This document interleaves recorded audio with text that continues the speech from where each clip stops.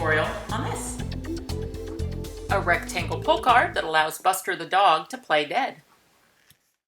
This is my card for the March 2015 Designer Challenge. Our theme this month is to make them laugh, so we're doing funny cards. You can see them all on the Elizabeth Craft Designs blog. Just follow the link in the About section below this video.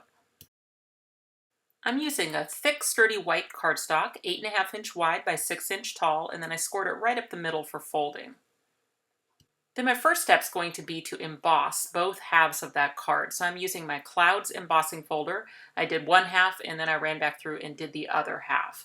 Any machine will work, whatever machine you have, just use whatever sandwich is required for your machine to do an embossing folder. The clouds will be for the sky, and then what I'm going to do for grass at the bottom is I've just gone to my scrap bin and found a couple pieces of a green pattern paper that would look nice as grass, and then I'm going to use the grass edger from the Outdoor Edges die to make the top of those two pieces look like grass.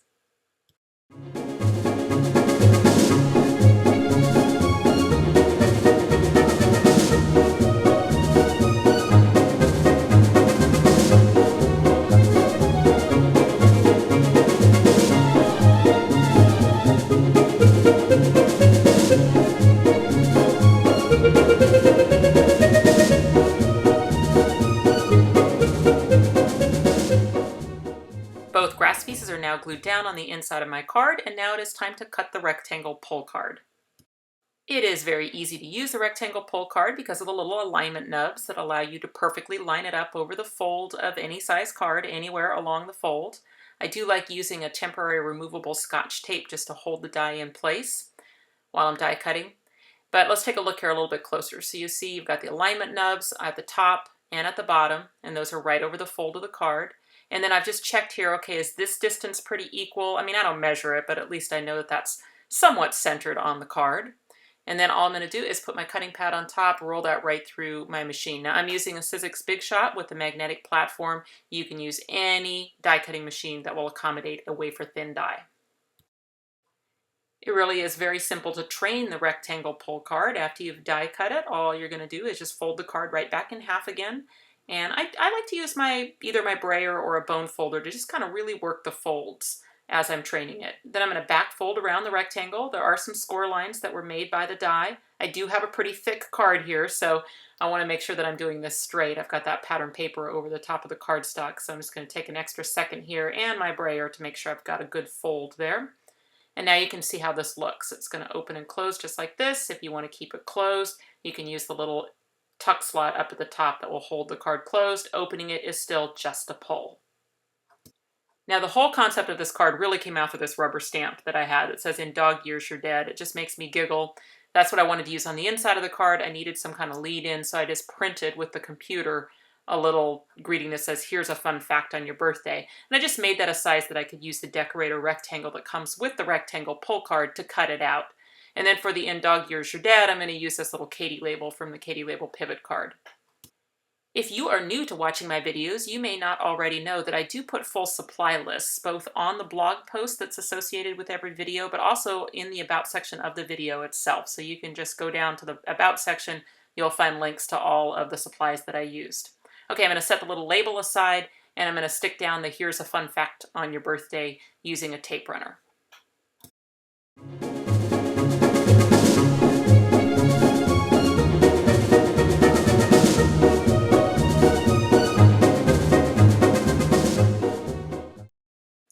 Now, no dog card would be complete without a dog, so I'm going to use Buster the dog.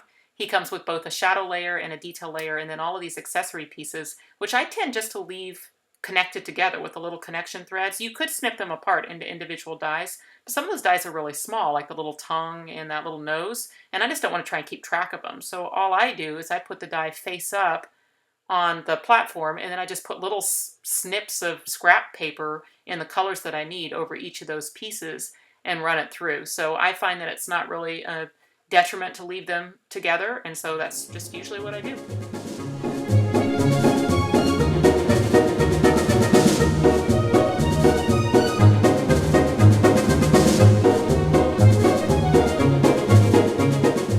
For the shadow and detail layers, I'm going to cut 2 of each. I'm going to use the glasses from the Props 1 die set to cut a pair of blue sparkly glasses.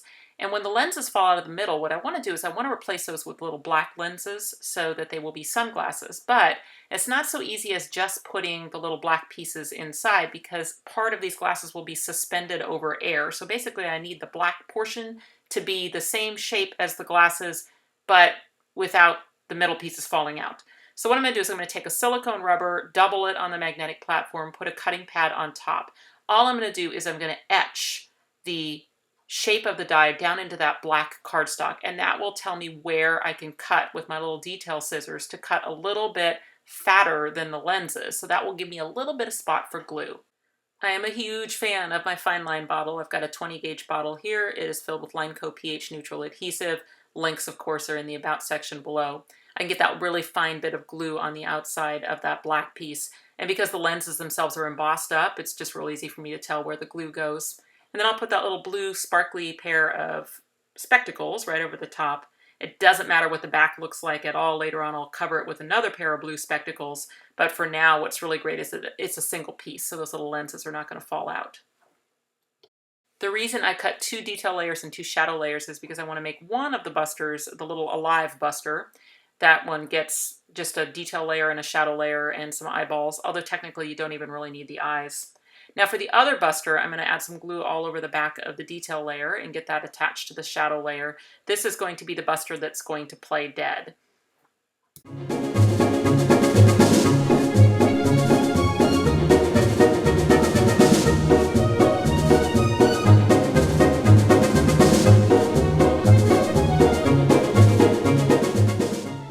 When I cut the detail layer, there was that piece of pattern paper that came out of the middle of Buster's face, and I want to keep that because I want to trim out just the eyeball parts, add some glue into those little eye sockets, and put those pieces right back in again.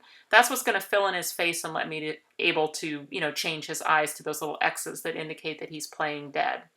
A little glue in the middle to add his little separate nose piece. Now that is black on black, so it's not going to show up too much, but it gives a little bit of dimension and texture, so I will go ahead and use it. The Clock and Gears die set comes with a little Roman numeral 10 that was the perfect little X to make his eyes. I didn't want the little serifs on the end, so I cut those off with the detail scissors, and then I just glued those right into place. Okay, let's take stock of what we've got here. We've got a card, we've got a live buster, we've got playing dead buster, we've got a pair of cool shades, and now I'm going to cut the spinner. Now the spinner die comes with the rectangle pull card. It is quite a little powerful die for that small little piece. It scores in 3 places right up the middle, so I usually do that one first because I can line up the 2 ends just to make sure I can find that score, and then right in the middle of the piece, and it'll fold real easily because it has been scored. And then everything folds kind of to the back, and then what you end up with is this funky looking little piece. My favorite adhesive for the spinner is the Elizabeth Craft Designs double-sided adhesive. It comes in lots of different widths, and I've just chosen the one that fits nicely on those 2 outer panels there. And then now I've got to figure out where to put this in the card. So the first thing I need to do is figure out where I want Buster to be when the card is closed. And I've decided I want him at a slight angle with the edge of the card covering one of his eyes, but I still want his tongue and everything else. So I think I'm just going to tape him in place just temporarily so he doesn't move while I'm messing around with the inside of the card. Now the spinner needs to go in the fold of the card. So I'm only going to attach the side to the right of the fold. I'm going to leave the liner on the other tape for right now. And you can see Buster is nowhere near that spinner. So this is going to be a problem.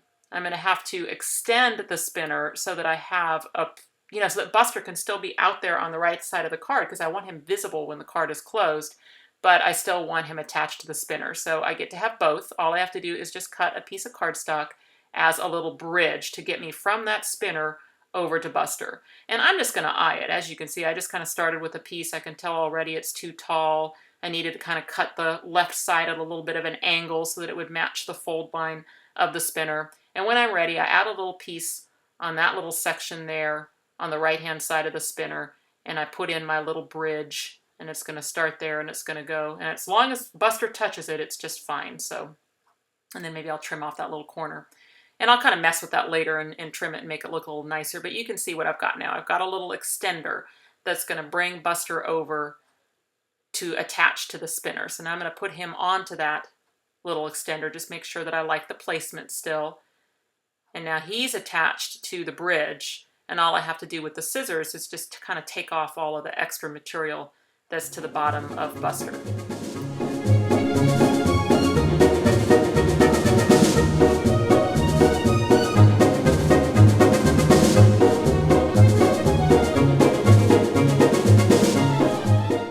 Once Buster is attached to the bridge and I've trimmed it away and I like the way it looks, now it is time to attach the other half of the spinner. So I'll just peel up the liner and I'm going to close the card against that exposed adhesive. Now I might even just use my brayer to really make sure that it's smashed down against that adhesive. Now what's going to happen is I'm going to open the card and Buster is going to collapse over and play dead. At this point, Buster is not only playing dead, but also levitating. You can see how far up in the air he is. So what I need to do is I need to make a little hill of grass to kind of fill in the ground beneath him. And the only place where I get to put adhesive is actually on the bridge itself. And that way, whatever grass mound that I put there to kind of fill it in will move with the spinner. Okay, so I do all my trimming afterwards. I know it's kind of dangerous, but I live on the edge of danger.